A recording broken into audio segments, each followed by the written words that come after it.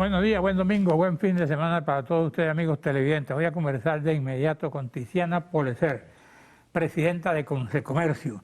A esta altura del proceso, ¿cómo anda la situación del comercio en Venezuela, en Caracas? Ahí está el detalle. En Caracas es una cosa y en el resto del país la situación es muy diferente. Lo que nosotros vemos en Caracas es cierto grado de recuperación, movimiento, cosa que no ocurre en el resto del país. En este momento tenemos problemas con los servicios públicos, problemas importantes con los servicios públicos. Nuevamente reaparece la escasez de gasoil, que hace muy complicado el transporte de personas, el transporte de mercancía, ralentiza todo lo que es el proceso comercial en todo el país, ¿no? Y por supuesto eso impide que pudiéramos nosotros realmente hablar de una recuperación en todo el país. Ahí aún estamos enfrentando problemas con la aplicación del impuesto a las grandes transacciones financieras, ya que muchos de los comercios aún no han podido adquirir las máquinas fiscales, no han podido hacer las adaptaciones, pero en este momento quizás una de las cosas que más preocupa es el tema de servicios públicos. Energía eléctrica, gasoil, realmente están impidiendo una real recuperación del sector comercio. Eso lo dicen ustedes, de Cámara dice otra cosa. No, todos decimos lo mismo, todos decimos lo mismo y cada región, cada parte del país, lamentablemente, bueno, está reportando problemas serios en este sentido, ¿no? Tenemos, insisto, el tema del gasoil es fundamental, pero por supuesto a cada estado le afecta de manera diferente. El gasoil en Portuguesa afecta de una forma porque es el combustible para tractores y eso tiene sus implicaciones, y por supuesto para otros estados como Zulia, como Trujillo, como Mérida, pues tiene también otro impacto diferente. Entonces, realmente cada región está reportando los problemas, por supuesto, según el sector y la actividad primordial del sector en cada uno de esos estados. Pero aquí estuvo, no sé si fue el presidente de Cámara, y coincidía en que se observaba una recuperación. Bueno, es que es distinto a lo que tú opinas. La recuperación existe porque mucho más si la comparamos con los primeros meses del año pasado.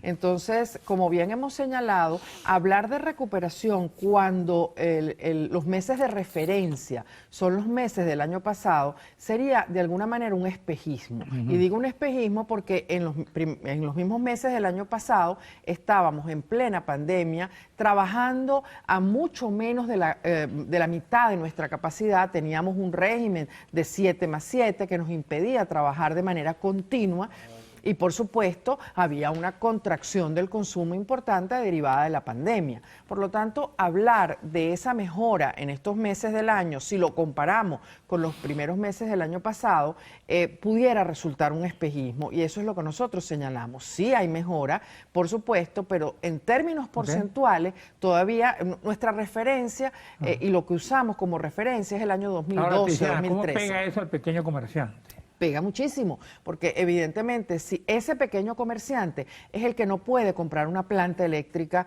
para poner a funcionar su negocio, ese pequeño comerciante es el que vive en primera persona la escasez de combustible y las fallas de energía eléctrica y además no tiene la posibilidad ni siquiera de comprar las máquinas fiscales que exige el CENIAT. Entonces ese pequeño comerciante tiene problemas. Ojo, el tema de las máquinas fiscales afecta por igual a todos los comerciantes. Tenemos cadenas comerciales que tienen que hacer una inversión de cerca de $1 millón para adaptar las máquinas fiscales o para comprar las nuevas máquinas fiscales para poder implementar el impuesto. Entonces, realmente tanto el pequeño, el mediano, el grande, todos están padeciendo el mismo problema de servicios y de imposibilidad de funcionar. Ahora, explícame, yo soy un poco novato en eso, explícame, ¿por qué eso de las máquinas fiscales? Antes no estaban bien. No, Algunas de las empresas que adquirieron máquinas fiscales con este nuevo impuesto que hay que cobrar, que es el impuesto a las grandes transacciones financieras cuando se paga en moneda extranjera, algunas de esas máquinas no pudieron adaptarse a ese nuevo elemento dentro de la factura y están obligados a cambiar las máquinas. Entonces, por supuesto, ahí hay una inversión muy alta. Hay otros comercios que las máquinas que tenían sí les sirven y sí pudieron adaptarlas, pero también eso ha sido lento, porque estamos hablando de digamos, de una línea adicional en la factura, estamos hablando de un proceso adicional que tiene su complejidad. Entonces, no todo el mundo se ha podido adaptar. Por supuesto, los más afectados son aquellos que tienen que cambiar las máquinas fiscales, porque una máquina fiscal cuesta promedio $1.200 cada una y hay que poner una en cada caja. Entonces, de ahí es que viene la complejidad en el cobro de ese impuesto. Quienes no lo han podido hacer no están en capacidad los comercios formales no están en capacidad de recibir moneda extranjera. Y eso les afecta, por supuesto. ¿Y cómo se defiende el pequeño comerciante? Bueno, el bodeguero. Bueno, a eso. En el caso del impuesto a las grandes transacciones financieras, no existe para ellos. Es solamente tienen que cobrarlo únicamente las empresas que son contribuyentes especiales. A ese pequeño comerciante en este momento lo que más le está afectando es el consumo, la falta de crédito. Como no tenemos crédito, nosotros los comerciantes tampoco hay crédito al consumo. Entonces, evidentemente, pues él tiene una contracción importante. ¿Por qué no hay crédito? ¿Los bancos están Por cerrados? el encaje legal, exactamente. ¿Ah? Los bancos no pueden dar crédito porque tienen la limitación que les impone el encaje legal. Entonces, si nosotros no desentrabamos eso... llaman encaje? Bueno, es justamente... Encajados estamos todos, pero ¿cómo llaman ustedes el encaje legal? Bueno, es la posibilidad justamente que tiene la banca de dar créditos al comercio, a la industria y al consumo.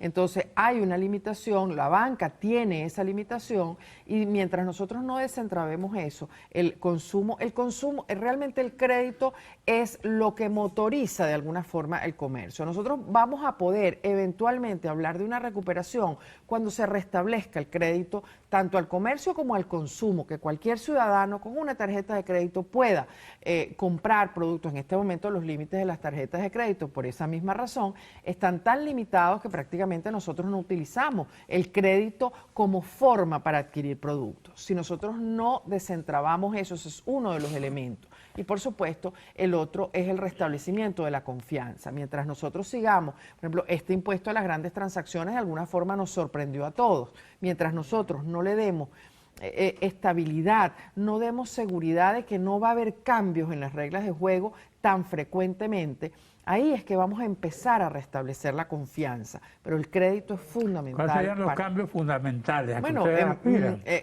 bueno, como dije antes, el tema de los servicios públicos es clave, es clave. Un país no puede funcionar si no tiene un mínimo de servicios públicos. Nosotros, insisto, en Caracas no lo percibimos, porque en Caracas tenemos todavía combustible, tenemos energía eléctrica, tenemos ciertos servicios, pero una vez que salimos de Caracas, nada más para que tengamos una referencia, en Maracaibo ayer, en el estado Zulia, hubo 8 cortes de más de media hora cada uno. Eso impide cualquier cosa. Imagínense un comercio que tenga neveras, un comercio que tenga productos refrigerados.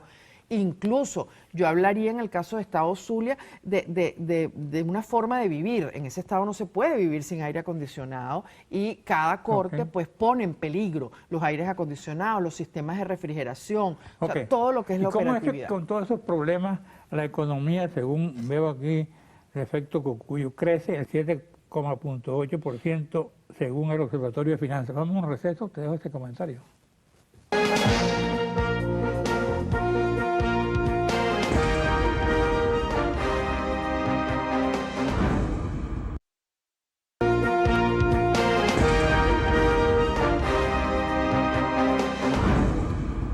Aquí leo, algo que me pasa a mi productora, un informe de efecto Cocuyo. La economía venezolana crece 7,8% según el Observatorio de Finanzas. ¿Cómo es eso? ¿Ustedes cómo sienten eso? De manera preocupante, insisto, porque el parámetro de referencia es el año pasado. Entonces, hablar debería ser muchísimo más si consideramos que en los mismos meses que se están evaluando del año pasado, prácticamente no había actividad económica en Venezuela y en el mundo. Estábamos en plena pandemia, en Venezuela teníamos restricciones muy fuertes que, sumadas a la pandemia, teníamos primero el 7+7 que nos impedía trabajar durante la jornada completa y durante todos los días de la semana y durante todas las semanas. Además, teníamos escasez de combustible y teníamos otra serie de problemas que hacían que prácticamente la jornada laboral se redujera al 20-30%. En este momento en el que supuestamente tenemos una jornada laboral completa, el crecimiento debió ser muchísimo mayor, porque estamos comparándonos con un periodo en el que las condiciones no estaban dadas, por supuesto, para trabajar y para operar. Entonces, cualquier cifra que nosotros hablemos en este momento de esa magnitud resulta preocupante, porque debería ser muchísimo más alta comparándonos con ese periodo en el que no teníamos prácticamente actividad comercial, de servicio o, digamos, económica. Entonces, esas cifras leídas de esa manera pueden, insisto, llevarnos a pensar o llevarnos a espejismos. Tenemos que pensar que, de acuerdo a las características que tenemos en este momento, ese incremento debió ser muchísimo mayor. Eso indica que hay unos elementos que están impidiendo esa recuperación más acelerada. Y esos elementos son, insisto, el crédito y los servicios públicos. ¿Ha disminuido o ha aumentado el cierre de negocio? No, el cierre de negocios se ha mantenido, si se quiere. O sea, hubo un cierre importante que rondaba el 30% en época de pandemia. Esos establecimientos hemos podido ver que de ese 30% prácticamente ninguno ha podido abrir después de la pandemia. Pero no se han producido más cierres significativos. Sí se han producido reducción, las empresas se han reducido. Aquella que tenía 20, 30 sucursales ha bajado al 50%, que eso no es técnicamente una reducción porque la empresa sigue existiendo, pero opera mucho más reducidamente. Tú hablas de la situación de Caracas. ¿Cuál es la situación, por ejemplo, de estados como Carabobo, Aragua, Falcón, para citarte uno? Bueno, concretamente Aragua es un caso interesante porque Aragua quizás nos reporta con mayor preocupación la voracidad fiscal. En el caso del estado de Aragua hay unos impuestos municipales que están prácticamente confiscando la actividad económica. Por eso le decía que en cada estado hay problemas diferentes. ¿Aquí no pagan impuestos municipales ustedes? Todos.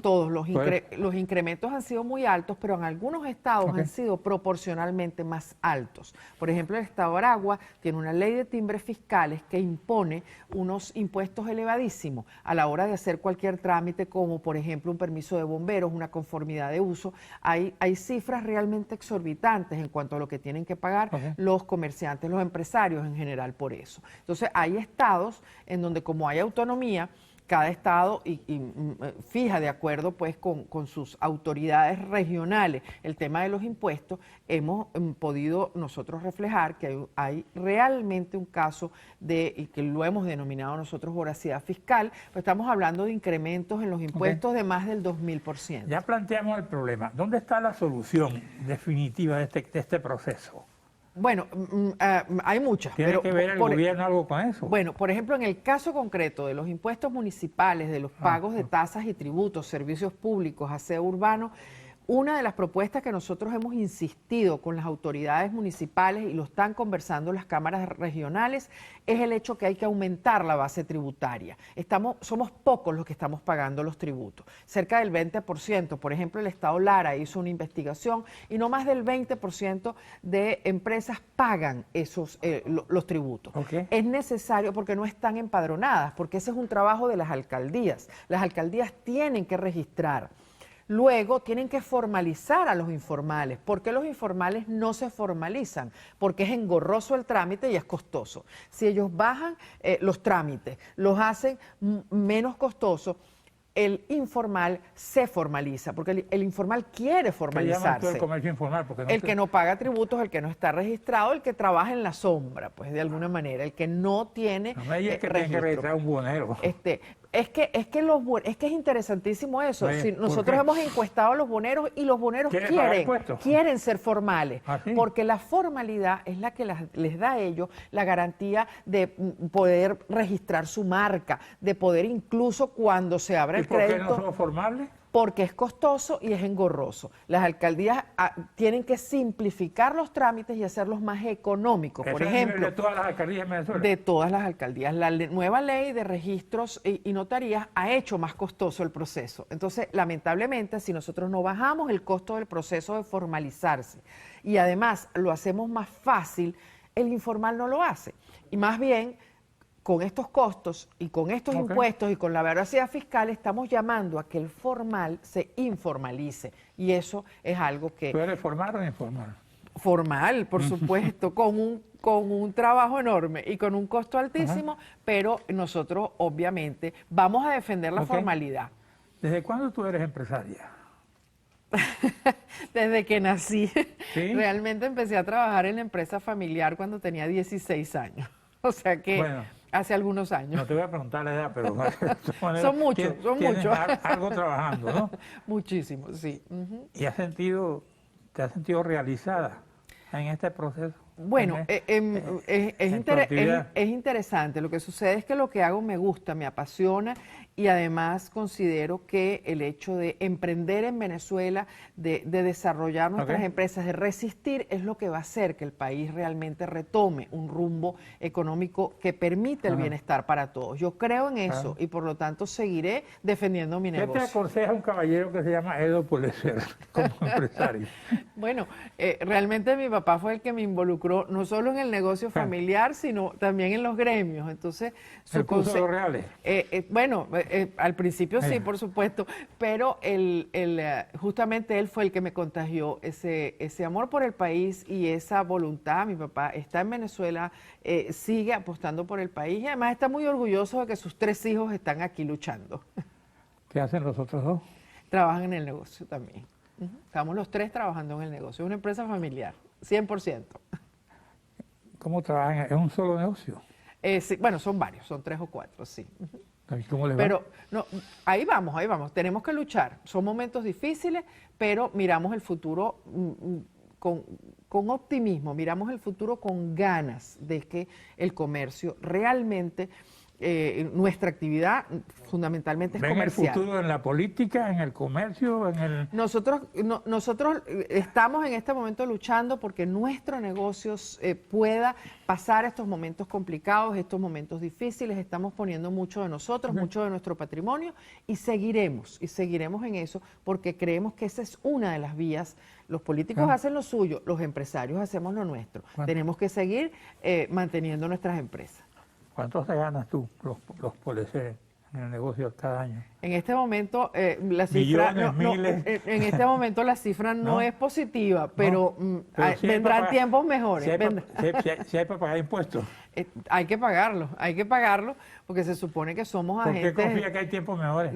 Bueno, porque queremos, nosotros los comerciantes, los empresarios en general, vemos siempre ese futuro y queremos construirlo. Yo lo veo mejor porque yo lo quiero construir. Entonces, evidentemente eso es lo que me hace verlo con optimismo. Se está hablando de especulación, eso existe. Bueno, depende de lo que la gente entienda por especulación. O sea, la actividad especulativa no es negativa. Entonces, pero lo que pasa es que hay una interpretación del término. La especulación es lo que hacemos todos cuando queremos que nuestro dinero rinda más. Eso es especular. ¿Cuál es en este momento el negocio más rentable? Si yo quisiera meterme a comerciante, ¿qué negocio me aconseja?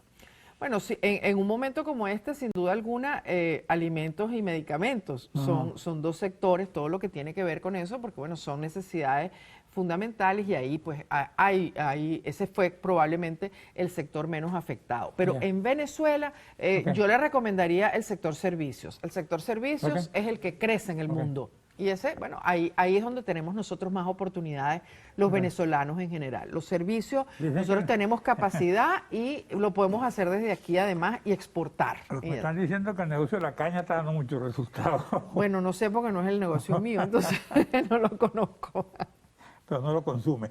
Bueno, gracias Tiziana. Gracias a ustedes por la invitación. En la próxima parte voy a conversar con Ramón Lobo, presidente de la Subcomisión de Finanzas de la Asamblea Nacional. Bueno, muchas gracias. Gracias.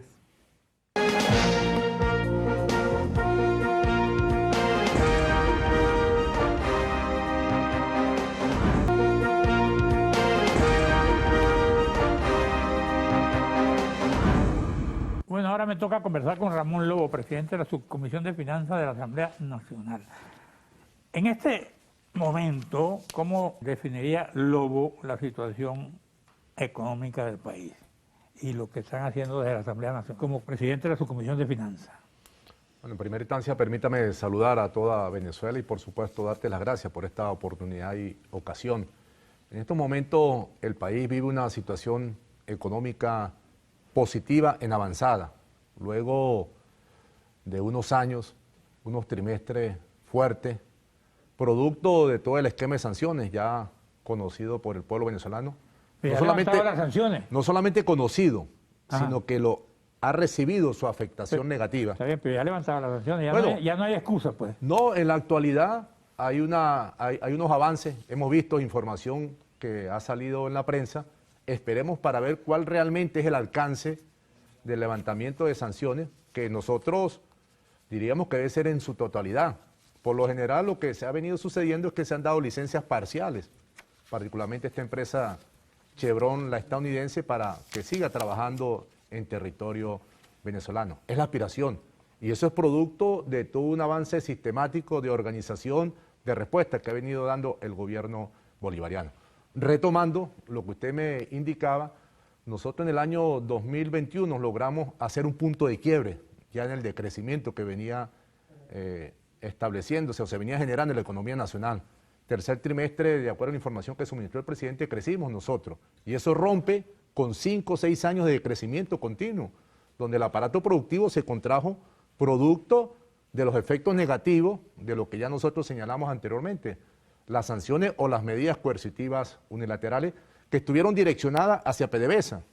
Y el efecto multiplicador que genera PDVSA, no solamente por la obtención de divisas, sino también por el efecto fiscalista de los bolívares a lo interno, pues evidentemente logró una afectación en el desenvolvimiento del aparato productivo nacional. En la actualidad, nosotros cerramos el año 2021, como todos nosotros sabemos, con una inflación alta, pero venimos de 130.000%.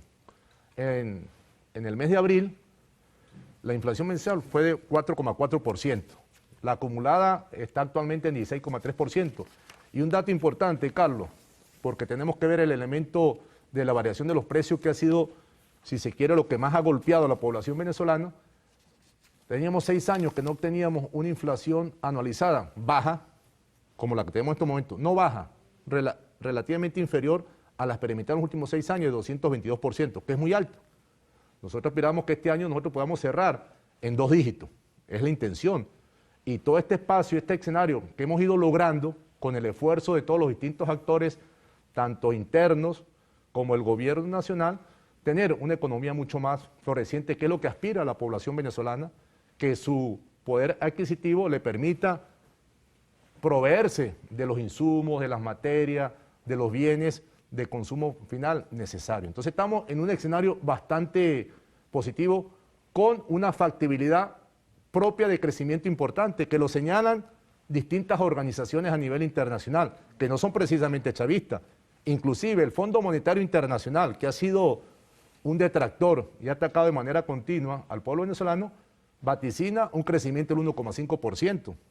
Pero Credit Suisse, que fue la que el año pasado, vamos a llamarlo de alguna manera, tuvo más acertado en torno al crecimiento, está hablando de un 20%. Okay. Ahora ese crecimiento llega a la Asamblea, a ciertos sectores de la sociedad venezolana, o llega al sector menos favorecido de la sociedad. No, mira, un crecimiento... Estamos hablando de los barrios, estamos hablando del desempleo, estamos hablando de otras variables. Recordemos que uno tiene que tratarlas. Claro, pues. Claro, por supuesto, porque de nada vale que tengamos una expansión económica si queda concentrado solamente en un sector mínimo de la población. Ajá. No ha sido el caso nuestro, porque para eso el gobierno también implementa distintas políticas económicas que establece una redistribución. Y nosotros medimos el crecimiento económico a través de la figura del Producto Interno Bruto, que es la expresión monetaria del valor de los bienes y servicios que se producen en la economía. Si hay un crecimiento, estamos hablando que hay una expansión, hay mayor oferta. Si hay mayor oferta, hay mayor posibilidad para acceder a esos productos. Y si se incrementa la oferta, de acuerdo a la teoría tradicional económica, eso también va a ayudar a controlar los precios, que es el elemento principal que se ha esforzado el gobierno nacional. Y eso está asociado a todo el tema de la tasa de cambio, que hemos logrado una estabilidad en los últimos 6, 7, 8 meses, producto de las distintas políticas que se vienen desarrollando y por supuesto también del incremento poco, pero sostenido que hemos logrado a nivel de los ingresos petroleros a través de distintas acciones que realiza la industria para poder vender petróleo. Con esta eliminación de las sanciones no mejora la situación, pues. Se acelera, por supuesto, va a ser mucho más sencillo. Si no se le prohíbe a una empresa internacional para que nos compre nuestro petróleo, pues va a ser mucho más fácil. No tenemos que estar nosotros triangulando, ni tampoco tenemos que estar expuestas las empresas que tengan vinculación con Venezuela a lo que sucedió con Irán, cuando se robaron los buques de gasolina que venían a lo interno. ¿En qué consisten las sanciones? A terceros, al que comercie con el Estado venezolano, entonces se le aplican sanciones a las empresas que tienen registro fiscal a nivel de los Estados Unidos. Y el mundo se mueve a través de un concepto globalizado y transnacional. Pero veo que las sanciones, ya por ejemplo, incluso Biden ha mejorado la relación con Cuba y creo que la anunció que va a mejorarla con Venezuela. ¿Eso se está notando? Por supuesto, se va a notar en el mediano y en el largo plazo. Estamos manifestando y señalando que nosotros hemos logrado irrumpir, lograr cierta estabilidad económica, tener una posición mucho más favorable con un esfuerzo propio, interno, de todos los actores. Si las sanciones se levantan en su totalidad, pues va a ser mucho más fácil el proceso. Eso no lo negamos nosotros, porque PDVSA, que es nuestra principal industria petrolera que genera divisas, tendría acceso nuevamente al mercado internacional de mercado de capitales. Pudiese tanto vender, como lo dije anteriormente, como adquirir insumos para desarrollar la actividad productiva. Eso nos va a facilitar. Pero, Carlos, con sanciones o sin sanciones, nosotros vamos a tener un escenario durante el presente año mucho más favorable que los años anteriores. O sea que no nos va a comer el lobo. No. Y menos nosotros. El lobo. No, el lobo, digo yo, el animal. Para eso tenemos un pueblo organizado, tenemos las instituciones públicas, hemos retomado desde la Asamblea Nacional ese espacio legislativo para aportar, para apoyar desde el punto de vista jurídico, generar mejores condiciones para que el Ejecutivo pueda acelerar, pueda trascender, situación que en los años anteriores, antes del año 2000, pues no gozábamos de esa prerrogativa. ¿Qué le dirías tú a una persona que te pregunte, ¿qué está haciendo usted en la Asamblea por mí? Que no tengo desempleo, que pago más caro que nunca los servicios públicos, que no puedo montarme en el autobús. ¿Qué le dirías tú? Mira, recordemos que nosotros es un espacio para la construcción de leyes. Que a veces la gente dice, bueno, con las leyes no como, pero las leyes yo no como tampoco. Te generan, las leyes te generan el piso legal para la convivencia de los distintos actores. Y indudablemente no es la misma realidad que tenemos hoy día que la que tuvimos hace un año. Y mucho menos la que tuvimos 2 años anteriores. Recordemos que esta asamblea se instaló a partir del 5 de enero del año 2021 y por supuesto hemos avanzado no solamente con algunos instrumentos jurídicos, sino también con un marco de relaciones a nivel internacional que permiten ir abriendo espacios y eso por consiguiente se traduce en una situación favorable a lo interno de la economía nacional que genera un efecto hacia los individuos, hacia la persona que me está observando en una barriada popular o en una urbanización que al fin y al cabo es el horizonte que le corresponde velar un gobierno correspondiente. ¿Qué leyes nos vienen ahora, que tú sepas, que nos vayan a favorecer a todos? Mira, en la actualidad estamos discutiendo, ya va para la segunda discusión, la ley de la actividad aseguradora. Una reforma que se le está haciendo a ese decreto, que en su momento, en el año 2015, firmó el presidente Nicolás Maduro y en la actualidad está en revisión, va a generar un nuevo instrumento legal. Esto ha sido uno de los sectores más afectados en la economía, porque la gente primero se va a provisionar de sus insumos necesarios y si quedan recursos, pues va a apelar a adquirir un seguro. ¿En qué consiste esa reforma? Mira, en primera instancia se está fortaleciendo la institución como tal, que estaba limitado. En segundo término, se está también dándole mayor alcance a la figura del defensor o la defensora del tomador, del asegurado, del beneficiario, para que en función de lo que se establece en los contratos con las distintas empresas del sector asegurador, pues puedan cumplirse a cabalidad. El plazo de indemnización se está reduciendo de 30 a 20 días, pero también se le está dando la posibilidad a las empresas para fortalecerse desde el punto de vista del capital y eso permita consolidar y enrumbar nuevamente el sector. Sudeban flexibilizó los requisitos para apertura de cuentas bancarias. ¿Ya usted abrió su cuenta bancaria con esos requisitos? Ya las tenemos, Ok. ya las tenemos. ¿Sí? ¿Cuánto tiene? Lo necesario. Gracias a usted, amigo televidente. Nos vemos aquí el próximo domingo a esta misma hora.